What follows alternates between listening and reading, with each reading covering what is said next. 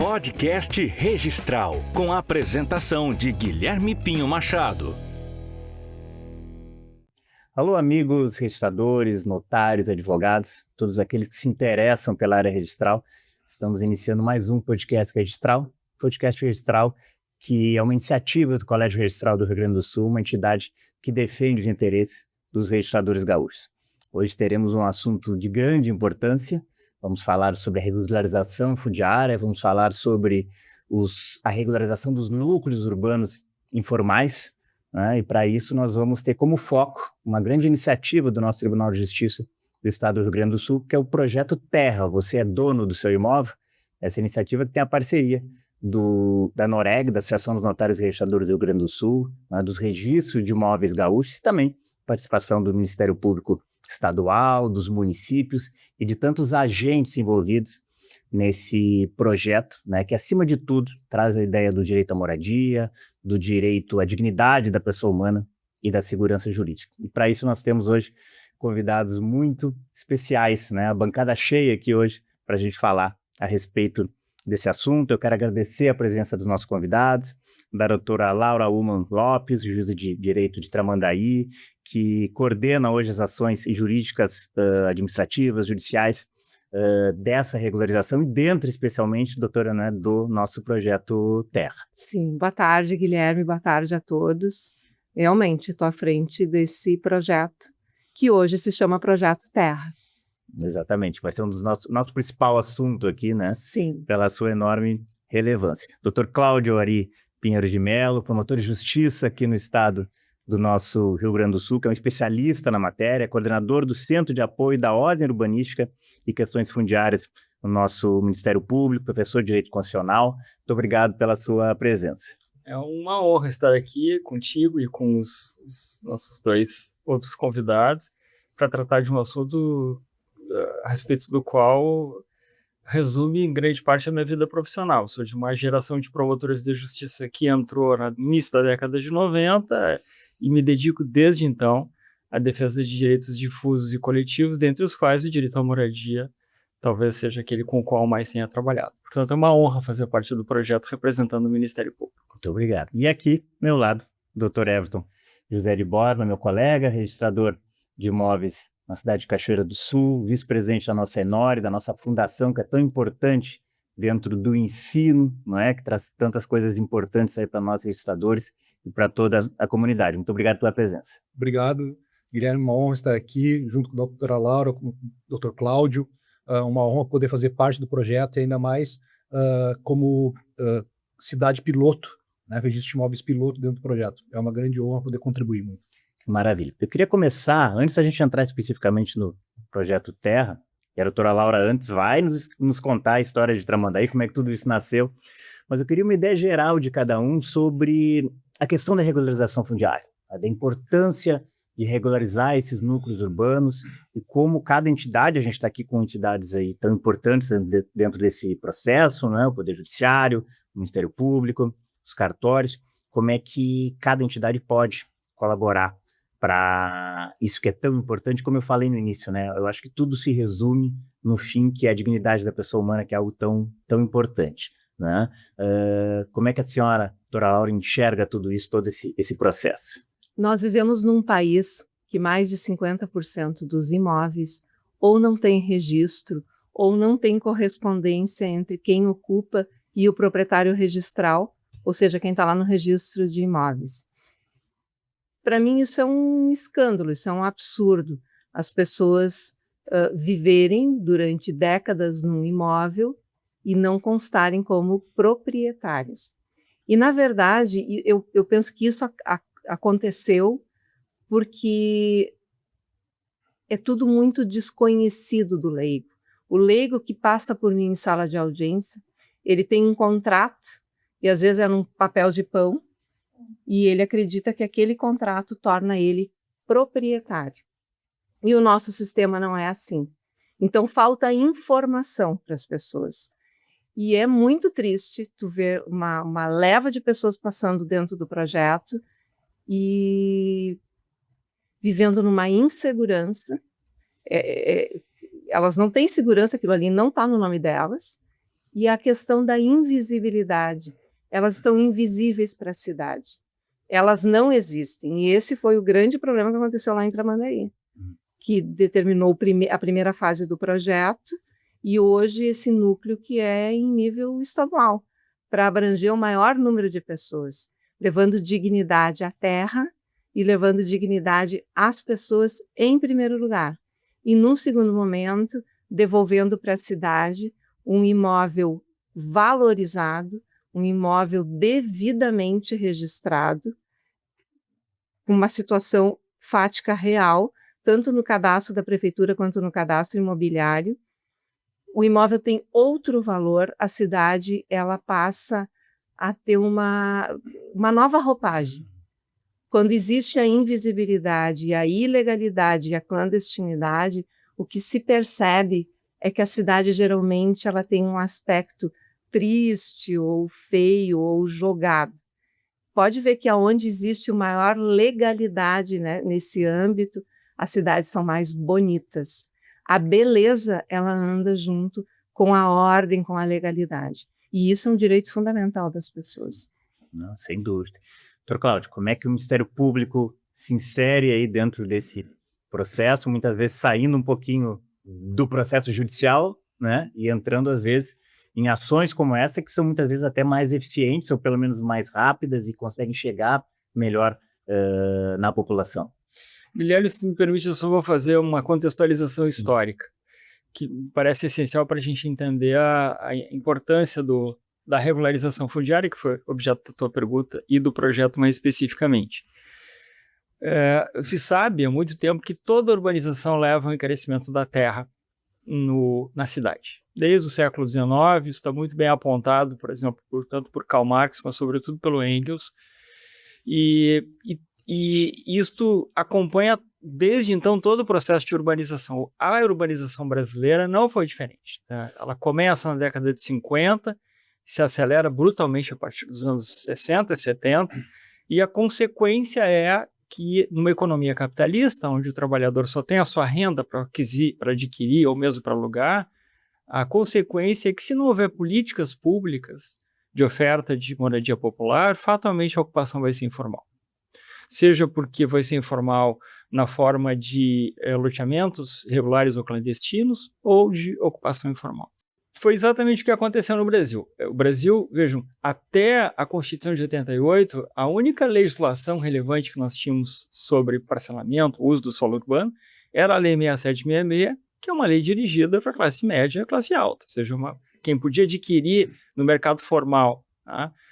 E mesmo em termos de políticas públicas de oferta de habitação de interesse social, nós tínhamos uma atuação muito tímida do governo brasileiro, de todas as instâncias.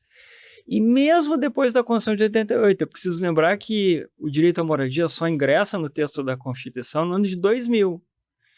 E ainda assim, nós vamos levar mais 9 anos para termos a primeira legislação regulando a regularização fundiária, que é a Lei 11.977 de 2009, a Lei do Programa Minha Casa Minha Vida. E notem, com 2 eixos. Produção habitacional, que é exatamente o Programa Minha Casa Minha Vida, e regularização fundiária. E essa segunda parte, esse segundo eixo, não pega. Nós não tivemos naquele momento uma centralidade das políticas de regularização fundiária. É só com a Lei 13.465 que nós vamos ter efetivamente digamos assim, uma relevância de uma política nacional de regularização fundiária. Por isso é muito importante, e para quem trabalha com isso há muito tempo, muito surpreendente que o Poder Judiciário tenha tomado a decisão de ser protagonista de uma política pública de origem judicial de regularização fundiária, do qual o Projeto Terra, embora pré-existisse na experiência da doutora Laura, do qual o Projeto Terra é uma execução. Então, digamos, a velocidade com que a compreensão da importância da regularização fundiária se deu é desproporcional com a indiferença histórica do Brasil. Portanto, assim, todos os elogios, e eu considero talvez uma das políticas públicas mais importantes da história do Brasil, e é muito significativo que o Judiciário esteja à frente dela. Everton, meu colega, e nós, e os cartórios, né? Ontem eu estava trabalhando em na minha cidade, né, em Viamão. Né? Viamão, para quem não sabe, tem 3 vezes o tamanho de Porto Alegre em extensão territorial. Impressionante É isso. impressionante. É mais de 90% de área rural e uma cidade que tem um índice altíssimo de irregularidade fundiária, apesar de o município trabalhar muito, e nós trabalhamos muito nesse processo, mas um processo bem complicado. Né? E eu vejo cada vez mais, né, com cada vez crescendo a ideia de extrajudicialização, os cartórios como mais uma porta para se chegar à justiça. Né? E essa porta eu acredito que seja extremamente importante quando nós falamos da regularização imobiliária. Perfeito. Eu entendo que são necessárias 2 considerações com relação a isso. A primeira com relação ao papel do Projeto Terra e a segunda com relação ao papel do registrador dentro do Projeto Terra. Na realidade, o que nós vemos hoje? Nós temos 2 grandes situações. Uma situação daquele imóvel que se encontra na informalidade e a situação daquele imóvel que se encontra efetivamente regularizado. E nós encontramos um abismo entre esses dois. Aquele que está na informalidade, por sua vez, ele tem diversas deficiências, onde surgem restrições a próprias questões relacionadas com a dignidade. Energia elétrica, água, esgoto, calçamentos, são todas coisas que o poder público, muitas vezes, em função mesmo da informalidade, impede que isso aconteça.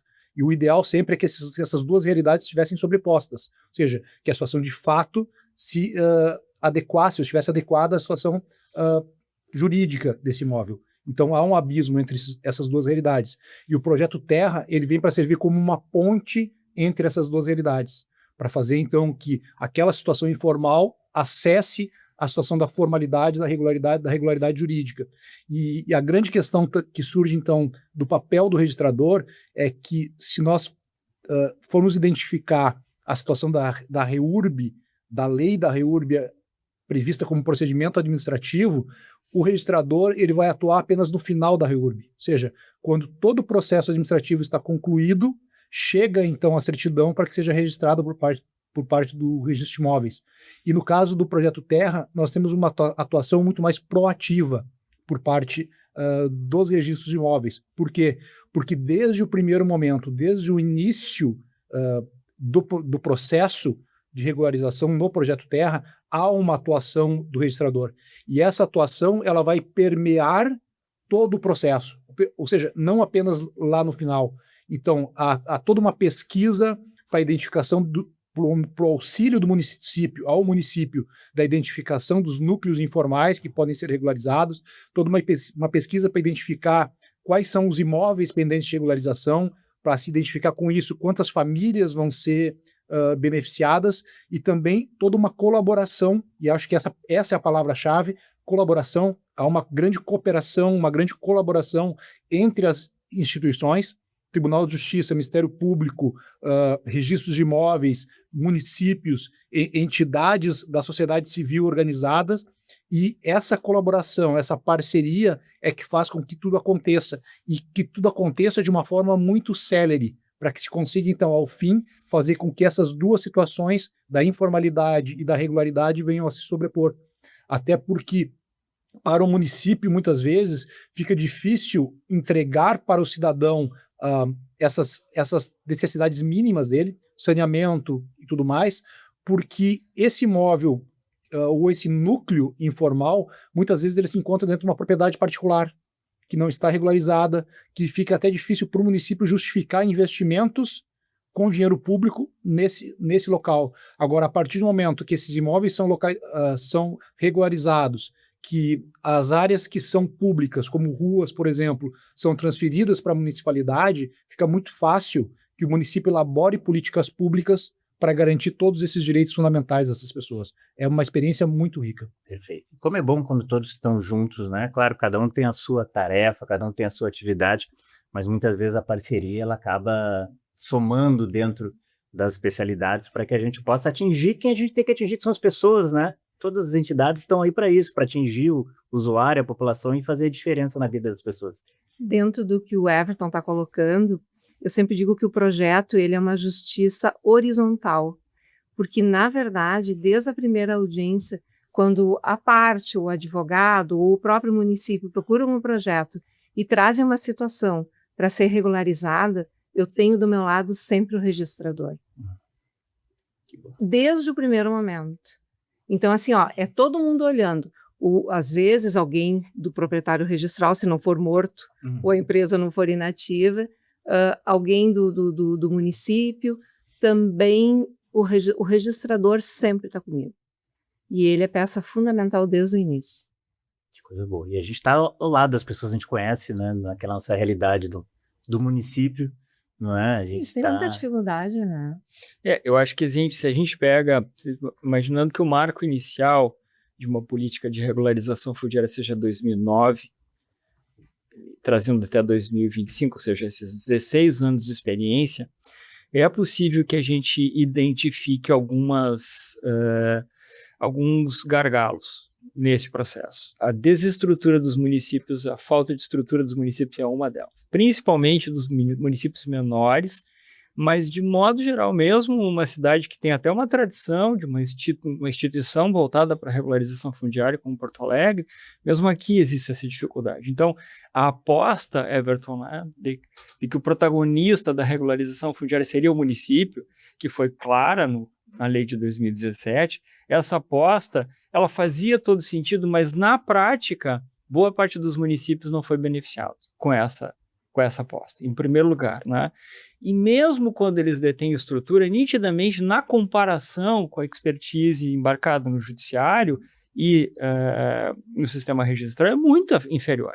Então, isso que tu colocaste, eu acho muito importante.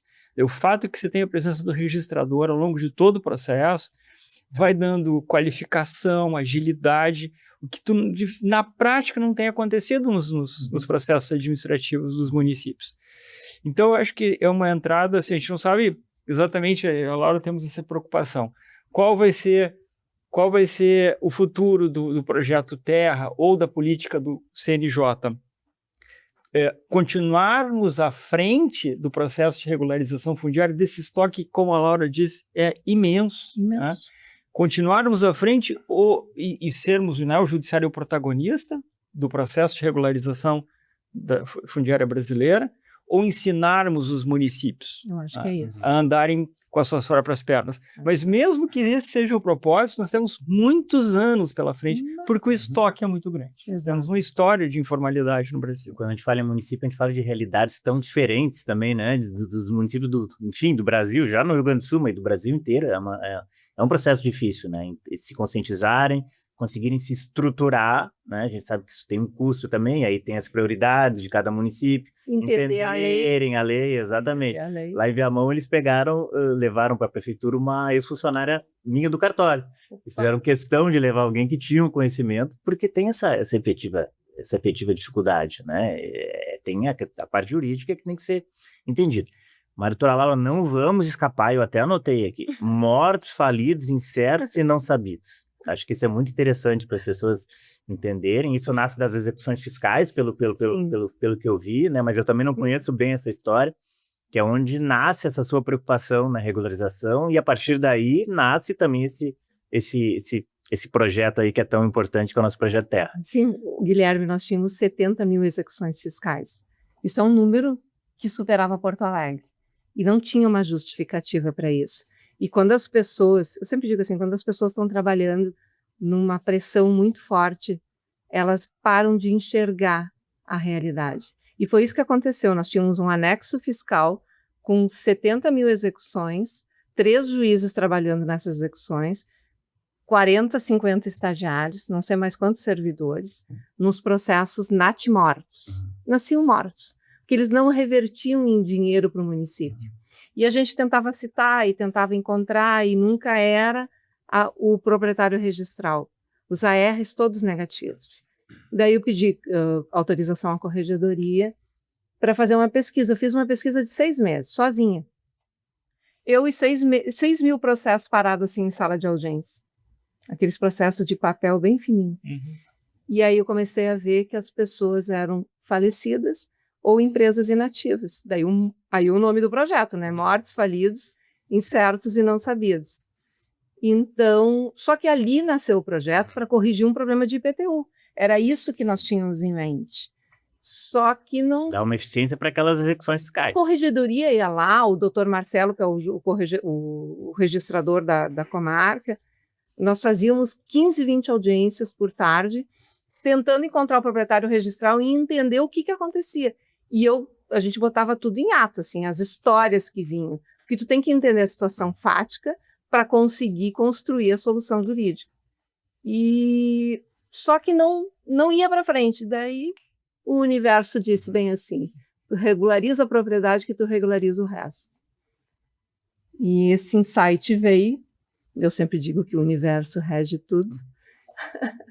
E ali nós mudamos a forma de agir. Então a gente buscava regularizar a propriedade e em audiência o município participava. Hoje ele já me manda a informação antes da audiência. Tem execução, tem execução, eu já mudo o polo passivo da execução. Por exemplo, assim, em audiência, eu transfiro a propriedade para aquele ocupante, o proprietário registral diz assim: tira do meu nome, pelo amor de Deus. Ou porque quem está falando ali é o neto, é o bisneto, é a viúva. Então, tira do nome da família, tira do nome da empresa. Daí, então, passamos para o ocupante está ali feliz da vida, vai receber a propriedade, geralmente gratuitamente, porque com um rendimento inferior a 5 salários mínimos, não paga ITBI, não paga emolumentos, o FUNORE paga o emolumentos para o registrador e não passa pela escritura. Então, vai direto uma declaração de domínio num uso capião simplificado ou então uma adjudicação inversa para o registrador. E a sentença vai online para o registro de imóveis. Então, ninguém tem que pegar papelzinho e levar lá. E ali, naquele momento, a gente já acerta a questão também do IPTU. O IPTU eles querem pagar e eles fazem questão. Porque ele está demonstrando que ele é na cabeça dele, que ele é dono do imóvel. Então, a gente faz tudo em audiência. Então, no primeiro momento, a gente tinha ideia de resolver a questão do IPTU. Mas num primeiro momento. E no segundo momento, a gente viu que a questão era a propriedade. Porque daí, Guilherme, eu resolvo o cadastro da prefeitura e o cadastro imobiliário. Eu digo, é o projeto, que na verdade, quando eu falo estou falando o nome do projeto. Né? Mas ia falar que é muito a senhora também, é o que eu ia dizer agora, né, doutor Cláudio? É muito a disponibilidade da pessoa, né, de sair daquela ideia do processo, que é a obrigação que tem o juiz, que é a obrigação que tem o Ministério Público, é fazer aquele seu trabalho, para fazer uma coisa, para fazer a diferença, para fazer além. E a gente precisa de pessoas que estejam com essa disponibilidade, como a doutora Laura, como o senhor, que conhece tanto essa matéria e que também vai além para tentar fazer a diferença. Eu acho que isso é muito interessante. Né? São essas pessoas que fazem efetivamente as coisas acontecerem. E isso é muito bacana. Sim. É um processo. A gente hoje tem um bom conhecimento sobre, é um tema hoje bastante estudado no Brasil, que é o tema do processo estrutural. E é curioso porque nós fazemos processo estrutural no Brasil desde a década de 90. O Rio Grande do Sul, inclusive, faz processo estrutural, mas nós estudamos tardiamente o processo estrutural. Né? Nós já éramos habituados a fazer processo estrutural quando ele se tornou um tema internacional. E ele só agora, digamos assim, ganha os bancos escolares das universidades, a literatura jurídica, enfim. Mas, de fato, o que a gente está falando é processo estrutural. Complexo, né? Que exige flexibilidade, policêntrico e com realmente um tipo muito específico de profissional. Né? E que normalmente não é o juiz clássico. Né? Toda a literatura sobre o processo estrutural vai chamar a atenção. Uma das dificuldades do processo estrutural é que ele sai da caixa que, vamos falar, né? É a caixa do Poder Judiciário há 2.500 anos. A gente herda um modelo de magistrado da República Romana, estrutura cartorial. Né? Então, não é simples encontrar profissionais dispostos a uma aventura do processo estrutural, e não foi simples em lugar nenhum. Quer dizer, na medida que a gente hoje em dia tem muitos estudos de monitoramento dos processos estruturais. Uma coisa é deflagrar o processo estrutural, outra coisa é a execução, é a continuidade dele. Mas, por outro lado, o que se entrega é realmente espetacular. porque a gente consegue mudar de fato a vida das pessoas. O processo estrutural tem essa característica, ele tem um compromisso com mudança da realidade. Ele não é só entregar uma sentença sem preocupação com a execução. Ele, de fato, está preocupado com mudar a realidade. E por isso que ele vai se adaptando. Então, sim, uma primeira iniciativa, primeiro alvo é entregar a propriedade. Mas a gente vai descobrindo que é preciso pensar numa solução para a energia elétrica da casa, para a iluminação pública da rua, para a água, daqui a pouco para o saneamento básico, porque a gente vai interagindo com aquela realidade e a gente vai percebendo, sim, o primeiro passo é dar segurança na posse, preferencialmente com a propriedade. Mas a gente vai vendo que é necessário qualificar em termos de dignidade humana a totalidade. Então, assim, é realmente, para quem participa, é evidente que digamos, a atuação jurisdicional tradicional é muito prazerosa, mas é um tipo de prazer diferente, porque é, de fato, uma forma de mudar a realidade. E acho que dificilmente a gente deixa de gostar de uma atividade desse tipo. Com certeza, ainda mais vendo esse resultado. Agora, Everton, falando desse perfil de profissional, né, nós somos profissionais do direito, né, que temos fé pública, nós exercemos uma atividade que é pública, mas em caráter privado, que é uma coisa que muita gente tem dificuldade de entender, né, como é que isso funciona, mas funciona para nós dentro dessa atividade nossa que é cheia de especificidades, mas o nosso trabalho é muito técnico, muito jurídico, muito com base na lei. Só que eu acho que num projeto desse a gente tem que pensar um pouquinho diferente, não é? Tem que sair um pouquinho aí daquela análise só técnica e jurídica, entender que a gente tem um fim a chegar, né? E para isso a gente tem que ter um pouquinho de jogo de cintura, quem sabe essa palavra, não sei. É uma forma diferente de pensar o processo, porque talvez assim, a nossa atuação como registradores por excelência é a qualificação registral. Só que nos processos tradicionais a gente está acostumado a fazer aquela qualificação registral em 5, 10 ou 15 dias. E quando a gente trabalha no processo, a lógica é completamente diferente. Por quê? Porque a gente vai fazer essa qualificação, na verdade, ao longo de todo o processo.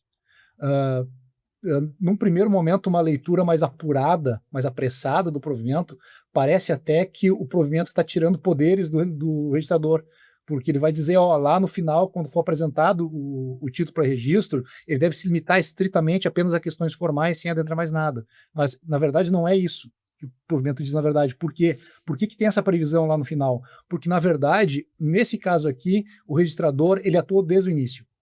E ele atua, inclusive, de forma preventiva, tentando auxiliar o juízo a evitar que problemas aconteçam, problemas que numa situação normal seriam apresentados só lá na qualificação ao final, aqui são apresentados ao longo não é apresentados, são pensados em conjunto por todos os atores ao longo de todo o processo. E é interessante destacar o fato de que dentro do projeto existe um núcleo, né, de regularização fundiária, e esse núcleo é composto por profissionais dos mais variados, inclusive profissionais de universidades, né, e também por registradores.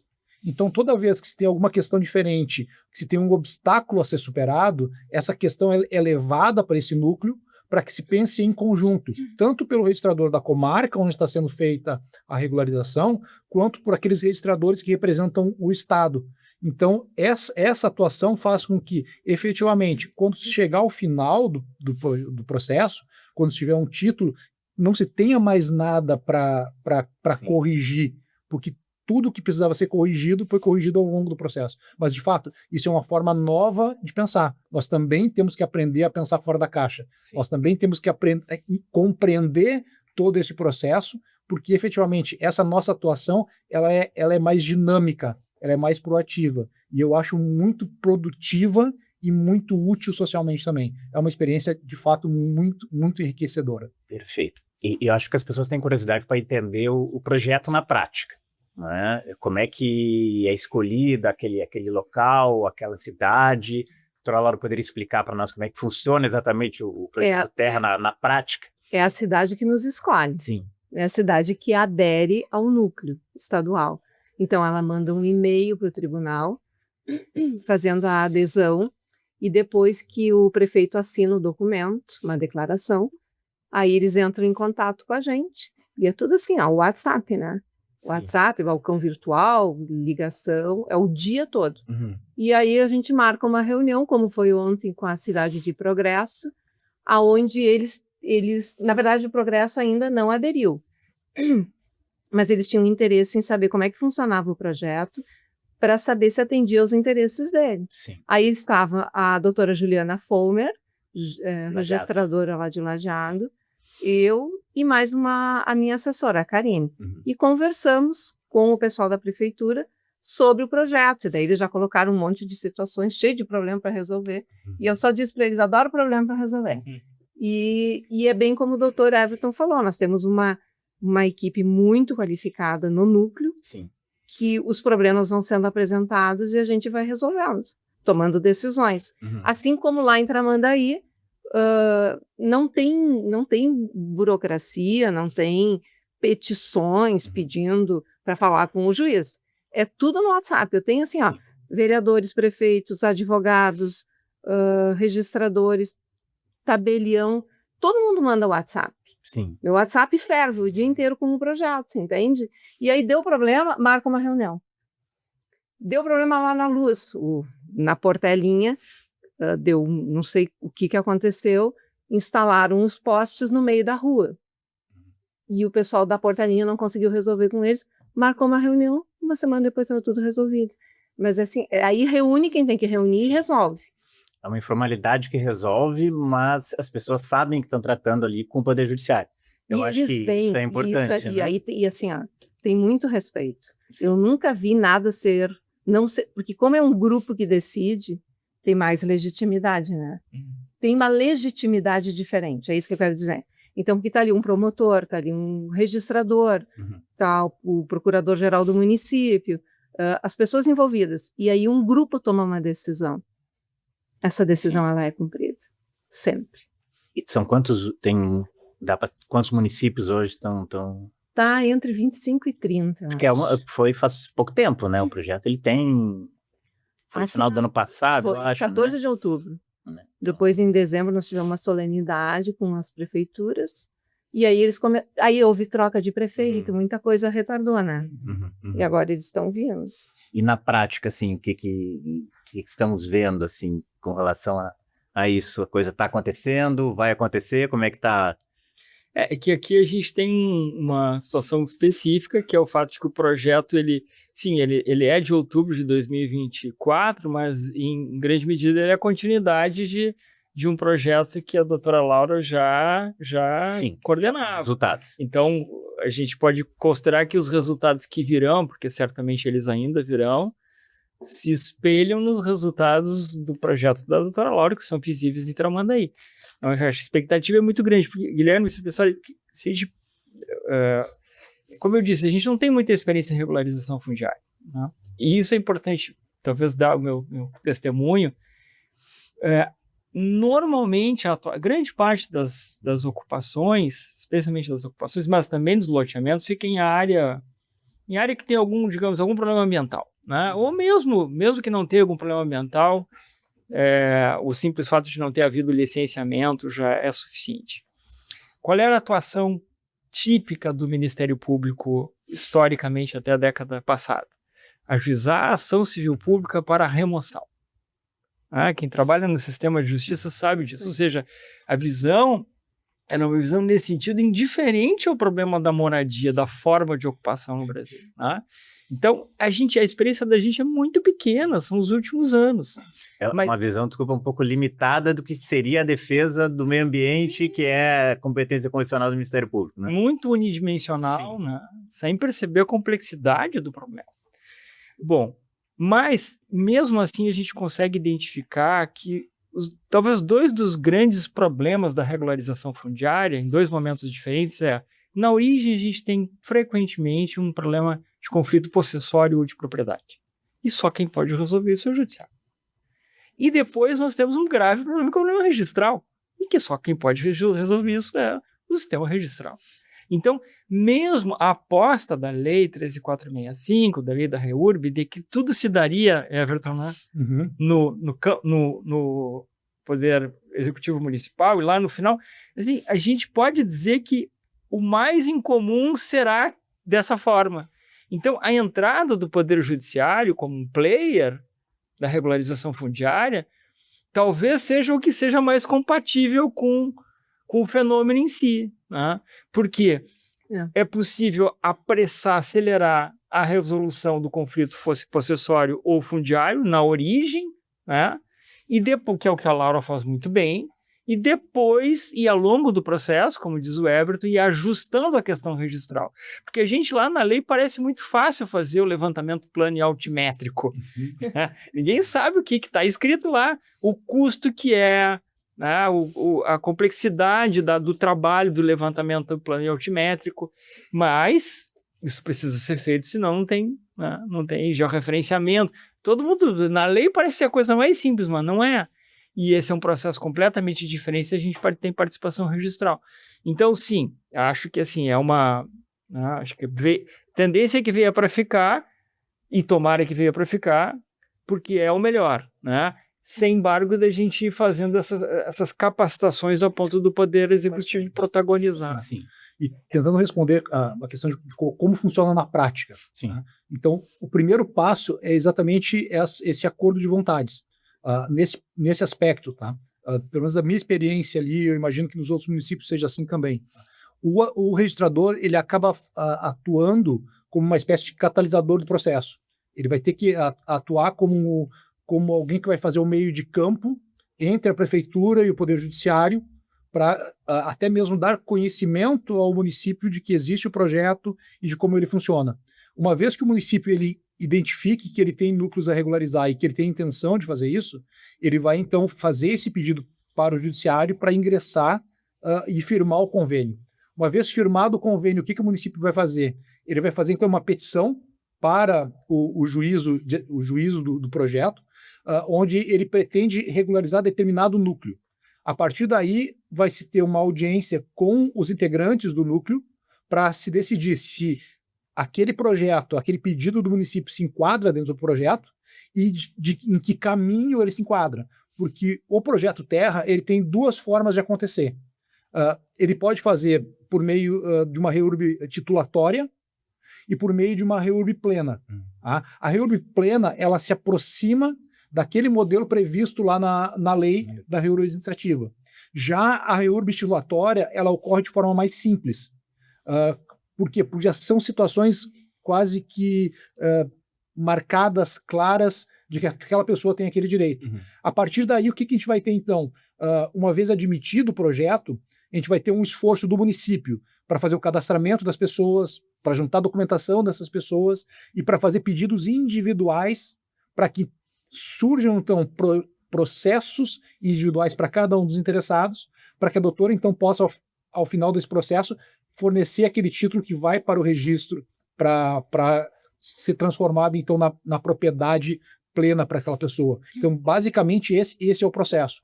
E aí, pensando assim, na atuação do registrador, o registrador é aquela pessoa que vai fazer esse meio de campo com o judiciário, com as prefeituras, e, óbvio, nós gostaríamos, com certeza, que esse processo fosse muito mais rápido. Mas pegando a experiência que eu tenho de Cachoeira do Sul, eu entendo que a nossa expectativa é de que os primeiros títulos eles já sejam entregues agora no primeiro semestre. A gente está falando de um processo que começou em janeiro, efetivamente, depois da posse do prefeito. A primeira reunião foi em janeiro. A partir daí, são 10 núcleos que estão sendo regularizados. Tem que fazer o cadastro de cada família, ela tem que trazer a documentação necessária. Uma vez feito o cadastro, tem que fazer essas petições individualizadas, esse processo tem que tramitar. Então eu acho que é uma experiência que está sendo muito célere. Óbvio que nós gostaríamos que fosse muito mais rápido, mas eu entendo que está sendo muito célere dentro até dessa perspectiva que a gente está falando de um projeto que já existia, daquele projeto da doutora Laura lá em Tramandaí, mas que ele efetivamente é novo e está sendo implementado agora e a gente está aprendendo com esse processo. E todos estão aprendendo, porque Sim. a gente percebe, e esse foi um dos motivos da reunião, por exemplo, uma coisa muito simples, o cadastro social, a dificuldade do município em receber a documentação, em preencher corretamente o formulário. Então, está todo mundo aprendendo. E isso leva tempo, entendeu? Então, imagina multiplicando isso por todos os municípios. É um tempo que vai para frente, até as coisas andarem mais rapidamente. E eu acho que o sucesso, aos poucos, as entregas vão fazendo isso multiplicar também, porque as pessoas vão vendo funcionar. Uma das coisas que já foi passado para mim, na minha experiência no meu município, em Viamão, é que as pessoas desconfiam também. As pessoas já não têm mais paciência. As pessoas... Porque o município tem que procurar as pessoas, tem que bater na porta, tem que as pessoas, mas vem de novo, para quê? Já desconfiam se tem uma segunda intenção ali, e daqui a pouco as pessoas, né, doutor Cláudio, vendo as coisas acontecerem dentro do município, né, num outro bairro, num outro local, veem que está sendo feito um processo sério, né, e aí todos se unem dentro dessa ideia, né? E entender a importância de ter um imóvel regular, né? Que é muito importante. É muito importante isso que tu tá chamando atenção, viu, Guilherme? Nós passamos isso agora em Capela Santana, porque é uma população realmente traumatizada com o uso político, econômico da sua informalidade.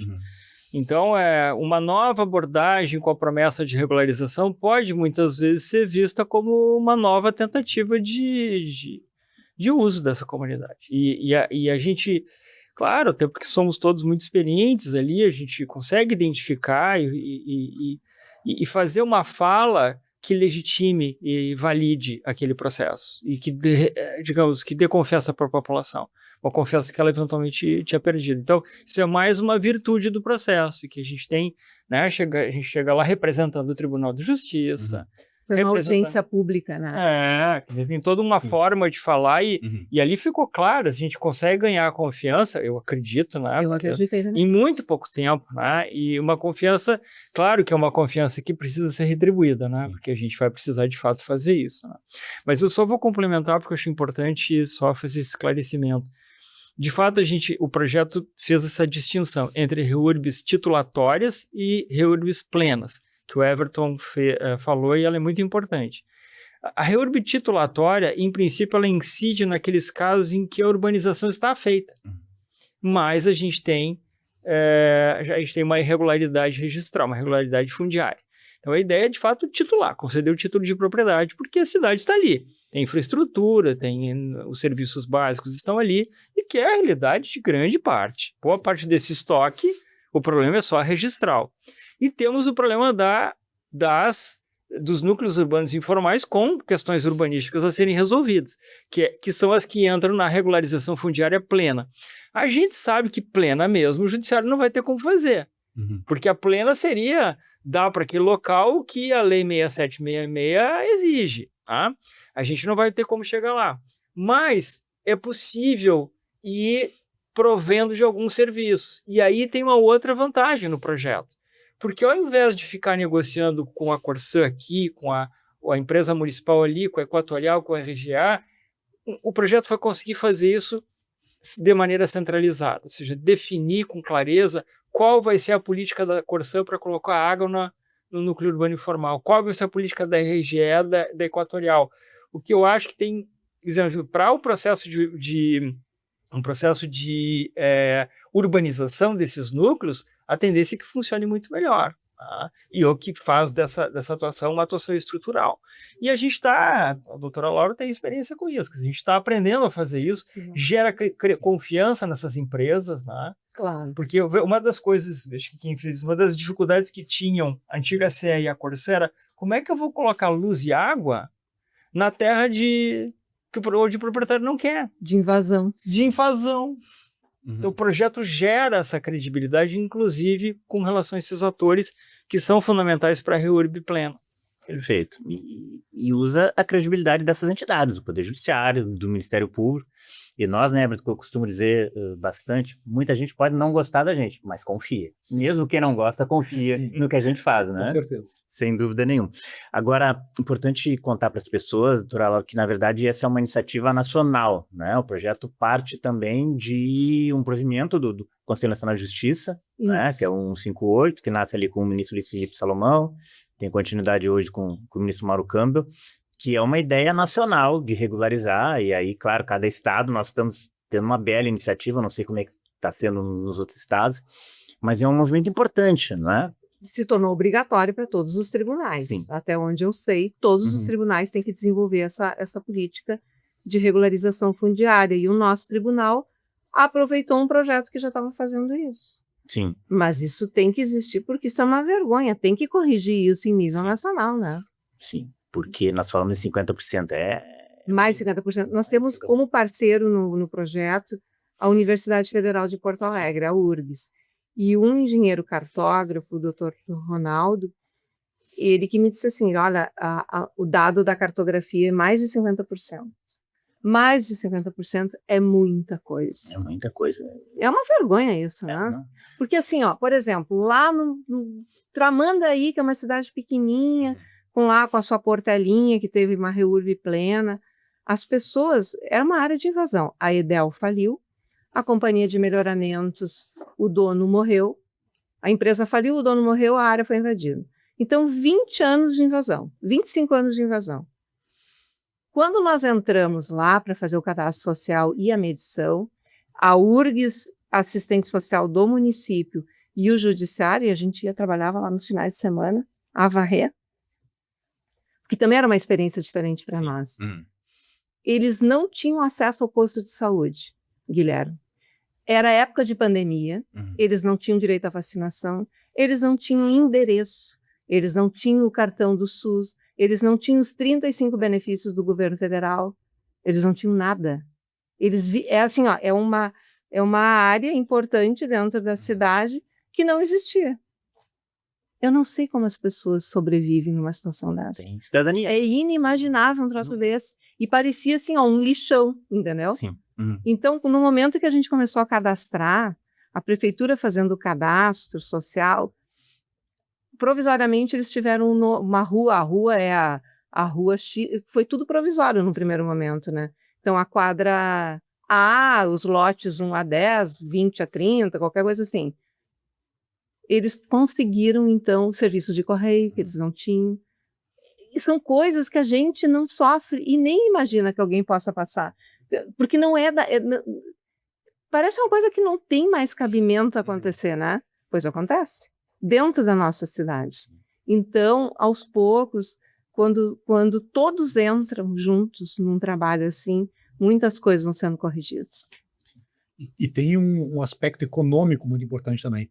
A primeira face, talvez, que a gente consiga ver da regularização, do ponto de vista econômico, é o fato da valorização do imóvel.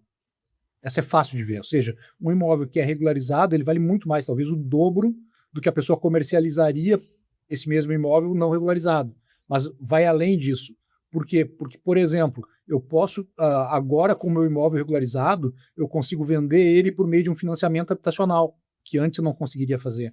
Mas eu posso dar ele em garantia para se conseguir um crédito. A gente pode pensar em alguém que queira fazer um empreendimento, que queira começar a empreender, que precisa do crédito e hoje não consegue, ele consegue deixar aquele imóvel em garantia, pegar esse crédito, iniciar esse empreendimento que talvez vá gerar empregos, vá gerar tributos, vá fazer circular riqueza. Então, individualmente, somando com todas as outras situações que isso pode acontecer, se cria um círculo virtuoso do ponto de vista econômico também. Então, regularizar, ele garante direitos fundamentais, né, como cidadania e outros que nós já citamos, mas ele também tem um impacto econômico capaz de melhorar muito a vida das pessoas sob essa perspectiva. Isso é fato. Sim. Os terrenos na Portelinha eram comercializados por R$500, R$1.000, hoje vende por 50 mil, por 30 mil. E eu falo para as pessoas, às vezes, nas nossas entregas ali dos títulos, né? É um imóvel que você vai poder deixar para sua família, sim, que você vai deixar regular para o seu filho, para o seu herdeiro, para o seu neto. Isso eu acho que tem um aspecto importante, né? Emocional e, enfim, é algo valioso para as pessoas, né? As pessoas falam muito nisso. Agora, o dia que eu morrer, o meu filho vai receber um imóvel que está regularizado. Eles têm essa preocupação. Perfeito. Nós estamos encerrando já, faltam alguns poucos minutos, né? Fluiu bem a nossa conversa aqui, né? É um assunto muito, muito interessante. Eu queria deixar aí uns 2 minutos para cada um fazer sua manifestação dentro da ideia do que a gente pode ver aí para o futuro. Não é? Nós estamos resolvendo apenas problemas muito pontuais, ou a gente pode, quem sabe, um dia chegar e melhorar esse esse percentual aí que absurdo aí de irregularidade que a gente tem. Então eu faço um convite aos registradores todos que aproveitem isso que o Dr. Everton falou antes, de olharem para a sua cidade, detectarem onde estão os maiores problemas, obviamente que não se corrige tudo de uma vez só, mas então os núcleos informais, aquilo que tem mais necessidade de ser regularizado. Procure o município e procure o projeto, que nós estamos de braços abertos, esperando. E eu acho que essa pode ser uma grande guinada. Que maravilha. Dr. Cláudio. Então, eu termino pelo início, né? Eu estimo que a questão do acesso ao direito à moradia, da garantia do direito à moradia, é o mais complexo e o menos tratado dos direitos sociais previstos na Constituição Federal. E a gente tem basicamente 2 eixos na questão da moradia: produção habitacional e regularização fundiária.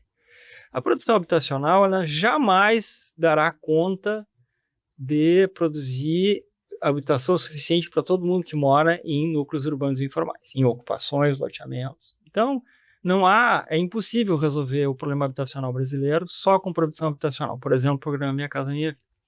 O segundo eixo é a regularização fundiária de ocupações informais, loteamentos e ocupações informais. Então, vejam, é nesse problema que o judiciário resolveu se meter, né? Digamos assim, essa responsabilidade que esse projeto tem, tanto o provimento do CNJ quanto o projeto terra do Tribunal de Justiça. Mas se por um lado é uma imensa responsabilidade, difícil execução, por outro lado é o que eu disse, né? Eu acho que será uma honra trabalhar num projeto que vai poder entregar para a população gaúcha a satisfação de um direito que historicamente foi um dos direitos mais negligenciados da história política e jurídica brasileira. Então, é isso. Acho que estamos todos muito animados com a possibilidade de fazermos essa entrega à população. Da minha parte, é um pedido encarecido a todos os colegas que estão ouvindo esse podcast, para que efetivamente eles identifiquem no seu município a existência de núcleos informais e principalmente divulguem para os municípios, para os prefeitos, a existência do projeto, para que a gente possa aumentar o número de municípios atuando, regularizando seus imóveis. Eu atuei ao longo da minha experiência como registrador em 4 ou 5 REURBs administrativas previstas na lei, e dessas 4 ou 5 eu consegui acompanhar uma entrega. A doutora Laura, com certeza, tem uma experiência muito maior que a minha nessa questão das entregas, mas, de fato, é impressionante quando se realiza essa entrega, o que nós conseguimos vivenciar junto às pessoas que são beneficiadas. Pessoas que achavam que iam passar o resto da vida e nunca conseguiriam regularizar, nunca conseguiriam deixar nada para os seus filhos, e no momento que é entregue aquele título, é entregue um pouco de cidadania, é entregue um pouco de dignidade para essas pessoas. E é muito gratificante poder participar disso. Então, por isso, esse meu pedido aí para que a gente faça essa divulgação e consiga ampliar mais ainda a participação. Que maravilha. Quero agradecer muito a doutora Laura, doutor Cláudio, doutor Everton, meu querido colega, né, pela presença aqui, especialmente pela disponibilidade de participar de um projeto. Eu acho que isso é muito importante, né? Essa disponibilidade, como eu falei em determinado momento aqui, de sair do gabinete, né, de fazer a diferença, né, de sermos profissionais aí que fazem a diferença na vida das pessoas, além da diferença que o Poder Judiciário já faz, trabalhando nos processos, o Ministério Público, e nós fazemos ali nos nossos cartórios. Poder fazer além, eu acho que isso é muito, muito, muito especial, poder fazer um pouco mais, né? E entender a importância dessa parceria. Eu acho que quando a gente se une, né, dentro do objetivo comum, a gente chega na pessoa, chega no cidadão, né? E isso lá na frente é uma coisa que faz muita diferença, né? Eu agradeço muito a presença de todos, né? Eu acho que nós atingimos muito no objetivo do nosso programa hoje, que é trazer informações de utilidade pública para as pessoas e chamar também para esse projeto, né? Todos os profissionais. Muito obrigada. Muito obrigada mesmo. Muito obrigado, agradeço a todos e convido a assistirem os nossos programas no YouTube do Colégio Registral e também no Spotify. Muito obrigado. Podcast Registral, com a apresentação de Guilherme Pinho Machado.